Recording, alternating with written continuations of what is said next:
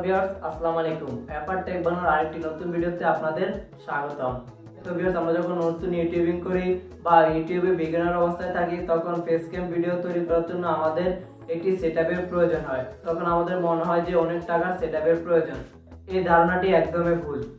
তো ভিউয়ার্স, আজকে ভিডিওতে শেয়ার করব কিভাবে কম খরচে লাইটিং সেটআপটি তৈরি করবেন। তো ভিউয়ার্স, ভিডিওটি শুরু করার আগে বলে দিতে চাচ্ছি, আপনি যদি আমার চ্যানেল নতুন দর্শক হয়ে থাকেন তাহলে অবশ্যই চ্যানেলটি সাবস্ক্রাইব করে বেল আইকনটি অন করে দিবেন, যাতে পরবর্তী ভিডিও চলে যায় আপনার কাছে।